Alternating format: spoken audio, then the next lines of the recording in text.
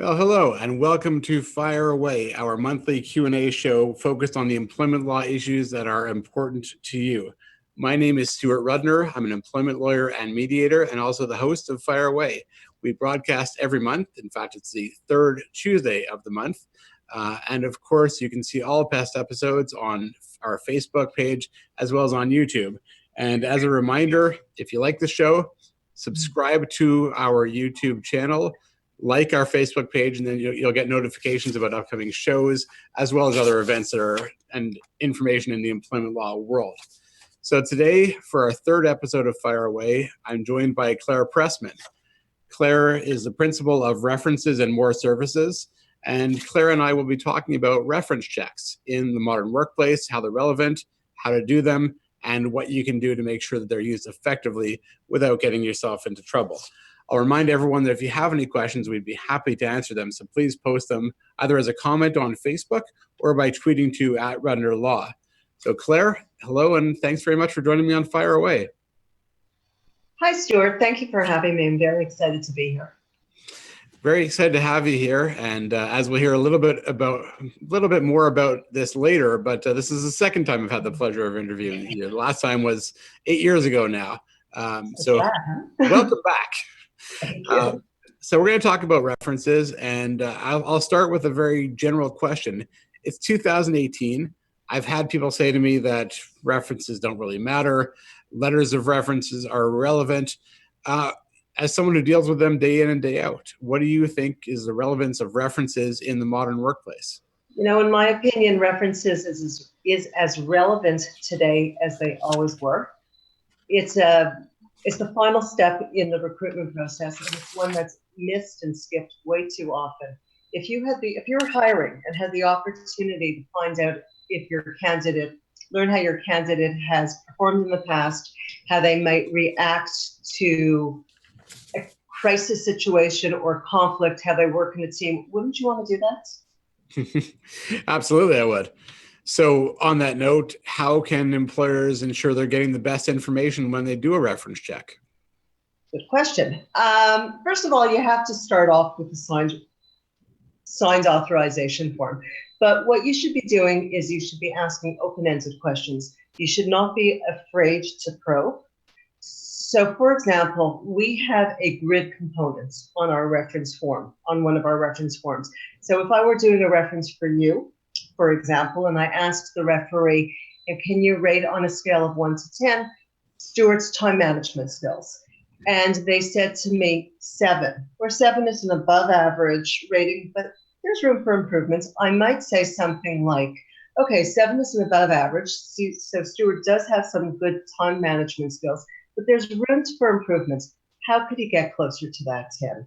You need to be respectful, but you need to be able to push and get the information that's relevant for your job and for your organization, making sure that you have the right fit. So have a script, but don't stick to the script. Well, you're having a conversation. So right. You should take advantage of having the conversation and asking the right questions. And asking, when you interview someone, there's always a little bit of a gut feel. Don't be afraid to ask about those things. Maybe the person was just a couple of minutes late. And for interviews, if you're 5 minutes early, you're on time, right? You might want to ask about absenteeism, punctuality. And you might want to ask the referees about that. I mean, it's your opportunity to really get some good information. It's a nugget. It's a gift that's given to you, references. And try to get relevant try to get relevant references. So get a supervisor, get someone who could speak to your candidate's employment. References that are over 10 years old are not really that relevant. So what do you do in a situation where someone has put forward references, but they're either 10 or 15 years old, or it's colleagues, but not what you would call relevant? How do you handle that? You go back to the candidate. First of all, let me backtrack a little bit, because sometimes there's a reason why someone can't give a reference that's less than 10 years old. Maybe they've been in their same job for 10 years and they don't want anybody to know that they're looking for a reference. They can try to find people who have quit or who are no longer with the company. But sometimes if you want a supervisor reference, you might have to go over 10 years. But for the most part, you go back to the candidate and you say, we need 3 references. 2 of them should be supervisors that are relevantly recent, less than 5 years old. Could you provide that? If not, why? Have a conversation with your candidate. You're going to be taking this person into your organization, so you might as well start the relationship now. Yeah, that makes a lot of sense. And so from the other side, if you're the individual who is going out there looking for a new job, maybe you still have a job, maybe you don't. But what can you do to make sure that the references you put forward are as helpful as they can be? I love that question. No one ever asks that question. If you're the candidate, the best practice would be make sure you give your referees a heads up. I mean, it looks so bad on you if your future employer is calling somebody who no longer works at the job or who says, who? I don't know who you're talking about. So give them a heads up. Make sure they're available. Make sure that they're not in China for 6 months, and they're available to speak about you. And sometimes people are uncomfortable about it. So that's the best thing you can do. Make sure that the names and the numbers are clear. The numbers are correct, and that the email is correct. Right. And if you're a candidate, you might want to call your referees and say, I'm going to give you as a reference. Would you mind? What type of thing would you say about me? Mm-hmm. And that's okay. Okay, I was about to ask you. I don't think there's anything wrong with doing that, so I'm glad you've confirmed that. It's a good thing. I mean, if you want the job, you want people to speak for you in a good light. I mean, we're all human, and if you're doing a good reference check, you're going to ask about growth areas. We all have them. Yeah. So just make sure that the candidate and the referee are on the same page. If your growth area is coming to work on time, that's maybe not somebody who you want to give as a reference. If you're doing the reference check and you see that Joe Smith worked at ABC Company from 2005 till 2015, so they're no longer there. It's not an issue about calling their current employer, and they've put forward 2 references, but somebody else at that company. Would you ever reach out to that other person? No, I wouldn't, even if I know them personally. Legally, I'm only allowed to call the people that I'm authorized to call. Perhaps if you owned the company and you were having and you were doing the hiring and you had an informal conversation with someone in the company, that would be a different story, as long as you're not putting the candidate's current job at jeopardy. However, me, as a third-party reference checker, I am only allowed to speak with the people that we've been authorized to speak with. Okay. And I think you said earlier that if there are obvious gaps, if they've given colleagues but not a supervisor, you would go back to the candidate? I mean, I would ask my clients, I would say to my clients, look, you only have colleagues. You need to have 1 supervisor. Personally, when I'm doing a reference check, depends on the job, but I'd like to see a supervisor, a colleague, either a subordinate or a client, to get a real 360 on how the candidate performs. I mean, if it is an entry-level job, you might want to have 2 past supervisors. It's okay to have some volunteer experience. Someone who really could speak to your soft skills, because that's what you're looking for. You're looking for a cultural fit. You're looking for someone who's going to work well in your organization. If your organization is siloed and you have someone who's really very extroverted and needs to be talking to people all the time and bouncing ideas off of them, they might not be a good fit for your organization. And it doesn't make them a bad candidate. It just means that they're not a good fit for your organization. Or if you have found someone who has the skill sets that you really need for your organization, but they need constant recognition, that that's what you need to do to manage them and to bring them along. It's a nugget. It just helps you ensure that you have the right candidate and how to support them and that they are the right fit for your organization. Now, you said something interesting that made me think as you were talking there, because I know, you're the third party, so you're hiring for your client. Right. And maybe I'm wrong, but my assumption is usually you'll be told, look, we need someone for this position. They need to have this degree, this many years of experience, et cetera, et cetera. But how do you find out the type of personality, the type of culture that they have so you can make sure it is the right fit? Well, that's a very good question also. We're a pretty small organization, so we know the client, we know our clients, but it's not for me to make the decision on, I don't have to make the hiring decision. So we ask open-ended questions and we provide a full report. And then our clients can take a look at all three references and hopefully get a picture of the candidates and see if it corresponds with the person that they met. And then they make a decision. I mean, I have done references for people that I think are just really terrible candidates, and my clients have hired them anyways. I have no say in the hiring. And have those worked out? Yeah, some have and some have not. We have recently done an excellent candidate who we found out was very systems and process driven, and was hired. He was a library technician, and he was hired into a position where they wanted him to implement the processes. And he was so unhappy at the company's disorganization that he didn't even last 3 months. So, interesting.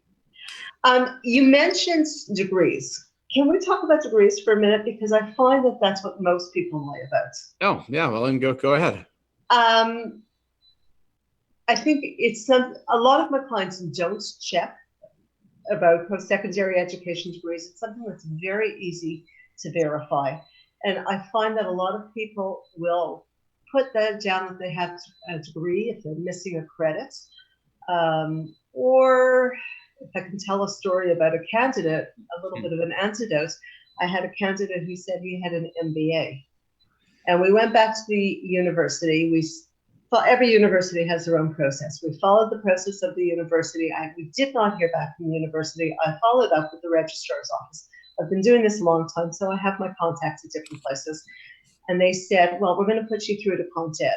So this candidate neither had his MBA or his undergrad. We spoke to Comp Ed, who said that he had one course in business management. He didn't even finish the certificate. Went back to the client and said, this guy lied.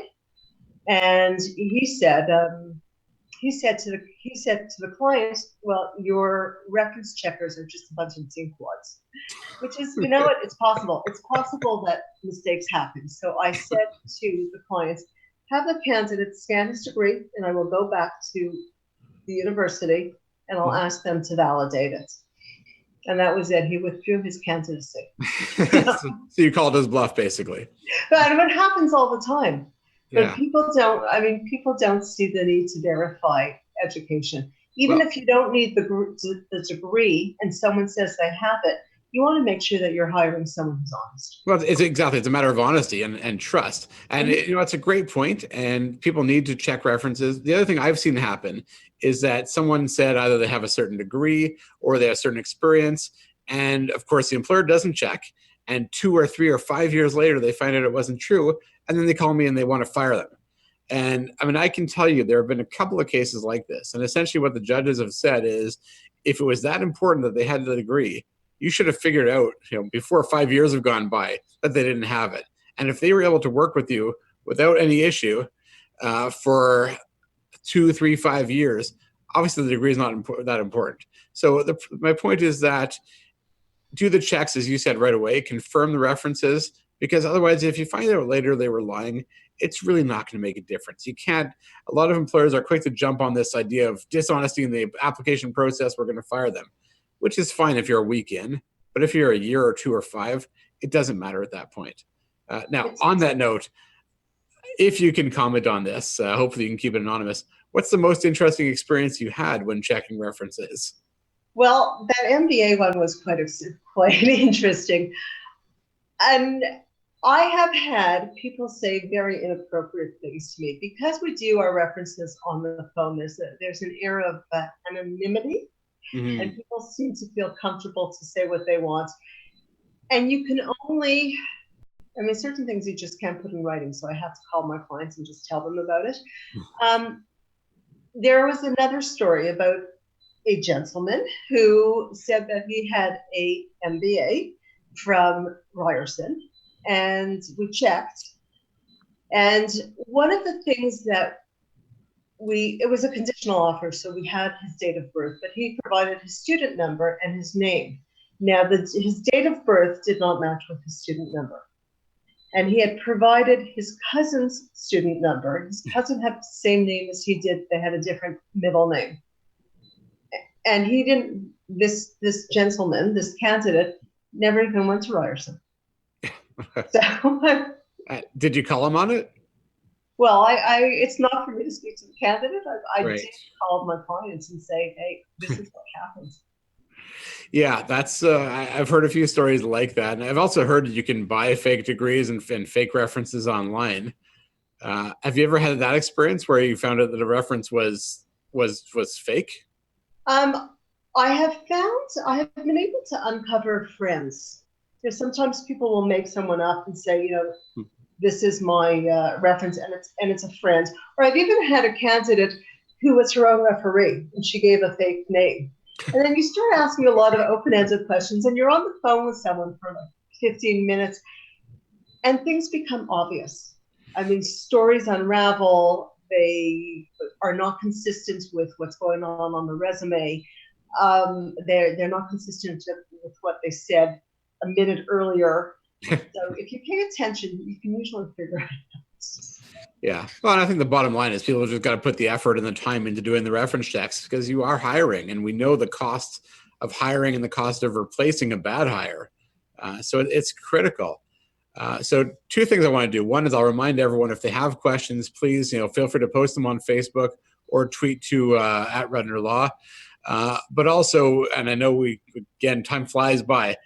In 2018, I think we'd be quite remiss if we didn't talk about social media in the context of reference checks. So how do you use social media? What do you think? And where have you seen people get themselves into trouble? I'm of two minds with that. It's really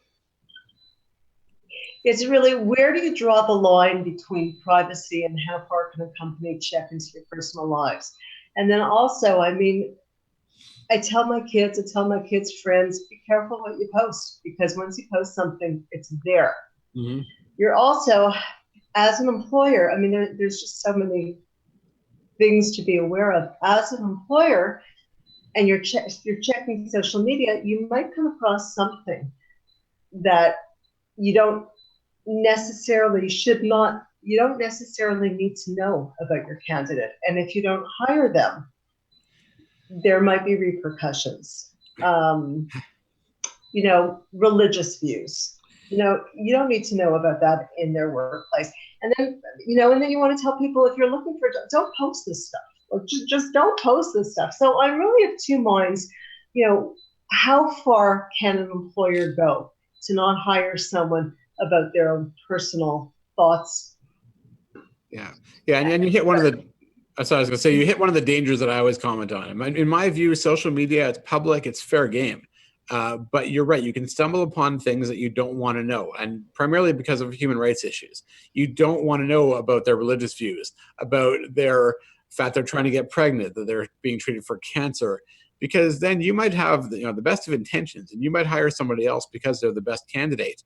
But if the person finds out that you knew that they were undergoing cancer treatment or trying to have kids, it's very easy for them to say that was the reason, or at least part of the reason, why you didn't hire them. And then the onus then falls upon you to prove a negative, to prove that wasn't the reason, which is very hard. So I'll tell you, and I know we got to wrap up very, very soon, but I'll tell you what I advise our clients.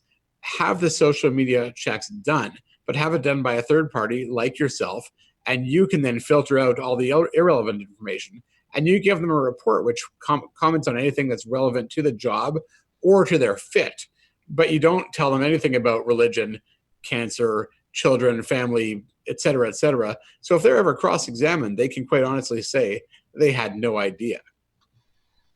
Good point. It's a good point. So, Claire, one thing I do want to do before I let you go, I mentioned that 8 years ago that I had the privilege of interviewing you on a very short-lived online show called Canadian HR Law.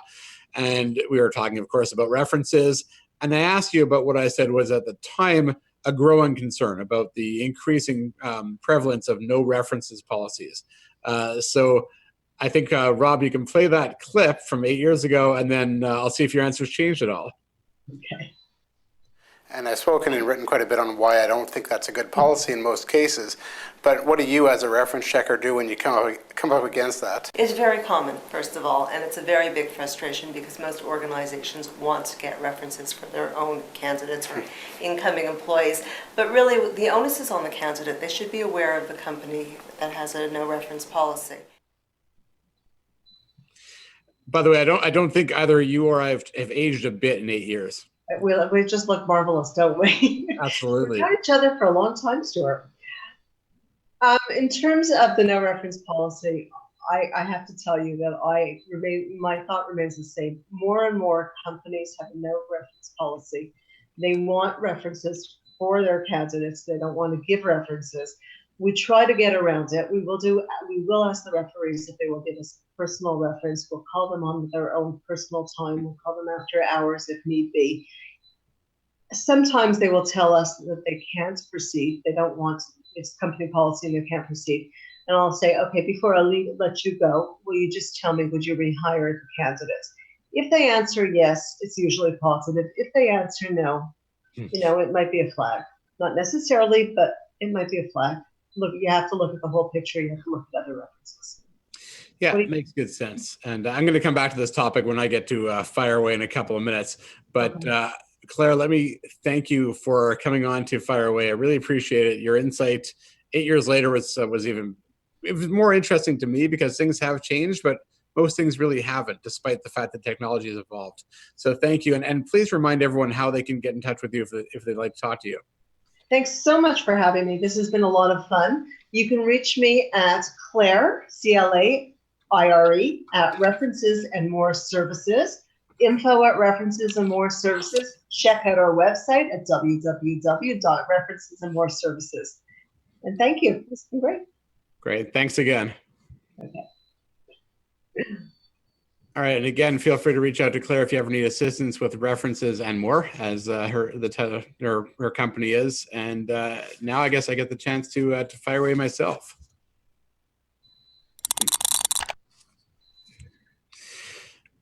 So unlike the previous two episodes where I was talking about the Me Too movement, we've moved on to something else today. And as I asked Claire a minute ago, this is a pet peeve of mine, and apparently it's been a pet peeve for at least 8 years, because 8 years ago I was asking her about this growing concern about no references policies, and it's just even more prevalent right now.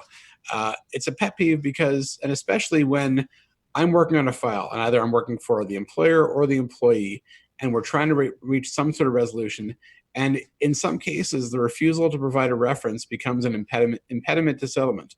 I like that expression. I'm going to have to use that more often. But that becomes the last issue. We've resolved all the other ones, all the money, which is usually the biggest one. And now we can't get past this. And what baffles me, and Claire, I know I've heard Claire say this before. She may have said this again today. People want references when they're hiring. And yet for some reason, they won't give them when they're not hiring, which doesn't make any sense to me.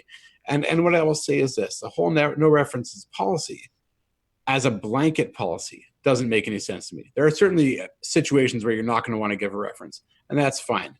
But as an overall policy, it doesn't make sense. And this is one area where I think HR and employment lawyers are not on the same page. My team and I work with HR day in and day out. And for the most part, it's a pretty symbiotic relationship. We tend to see things the same way. We tend to be aligned as against others in organizations. In this case, though, it's quite remarkable. And it was about 3 or 4 years ago. Some viewers may know I'm the founding director of a course called HR Law for HR Professionals offered by Osgood. And it was about 3 or 4 years ago. We had a panel of employment lawyers. At the end of the day, we had an open Q&A session. The issue of references came up, and we had 4 lawyers, myself included, up at the front saying there's no reason to have a no reference policy. Give references in most cases, except where there's good reason. And we had a room full of about 35 or 40 HR people, all of whom were sitting there shaking their heads at us. And they all said, we don't, we can't, we won't.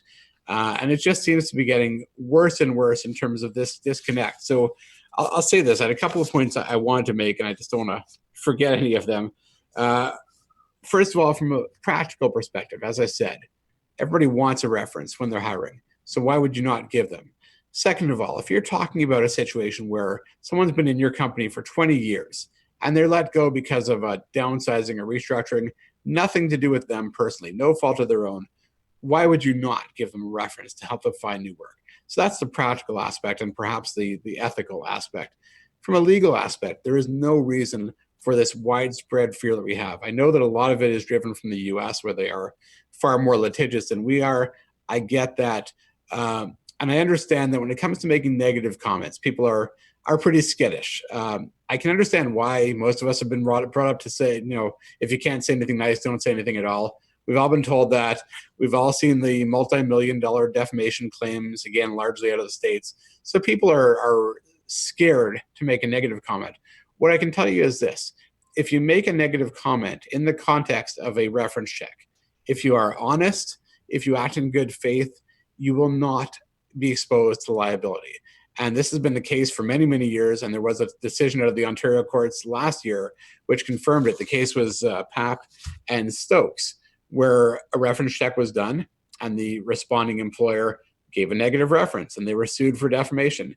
And the judge clearly agreed that the comments were defamatory in the sense that they were negative and gave a negative impression about the individual. And they were publicized, i.e. communicated to more than one person.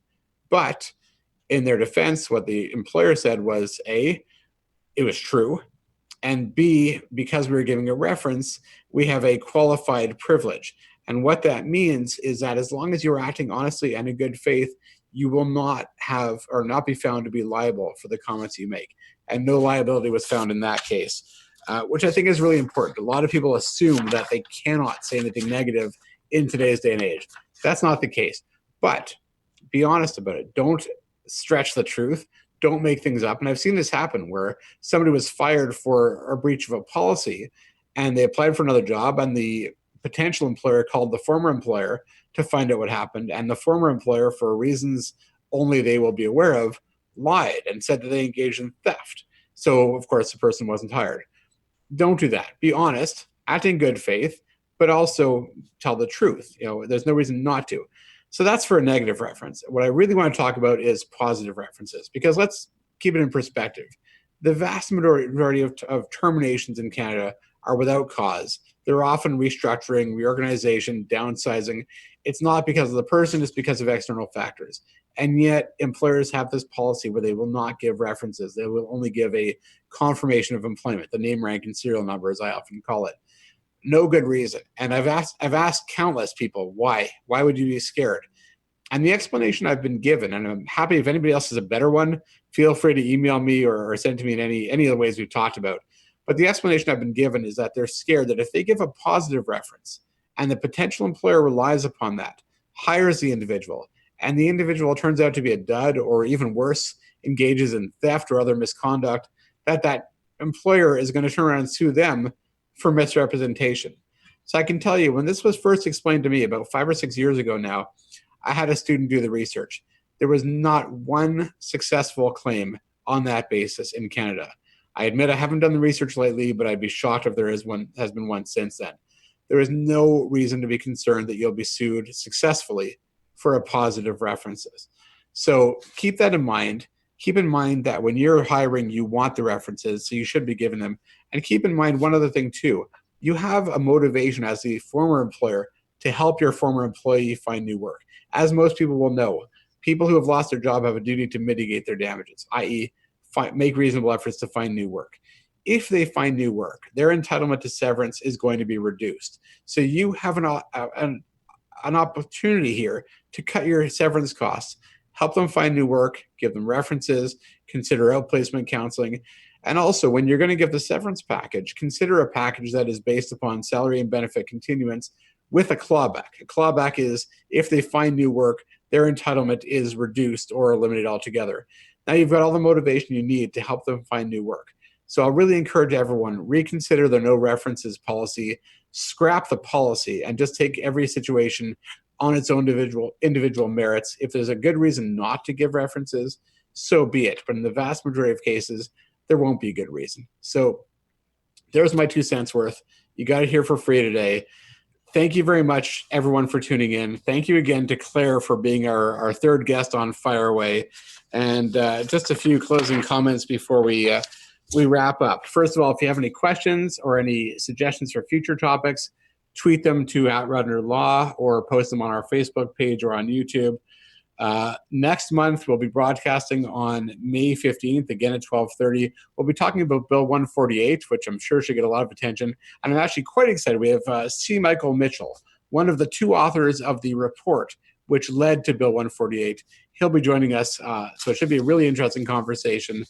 Lastly, I will say this. Rudner Law, as you can probably tell, believes in education. We provide a lot of information online. We have, of course, this show, our Twitter feed, our newsletter, which you can sign up for, our Facebook page, our LinkedIn page, etc. But please remember that none of this replaces legal advice. If you think you might need an employment lawyer, you probably do. So feel free to reach out to us. And one of my favorite memes that I've seen on Facebook recently is, please don't confuse your Google search with my law degree. So if you think you might need an employment lawyer, reach out to us. We'll be happy to talk to you. If we can help, great. If we can't, no harm done. So thanks, everyone. Thank you, Claire. Thank you, Rob, for keeping this organized as usual. And have a great day, everyone.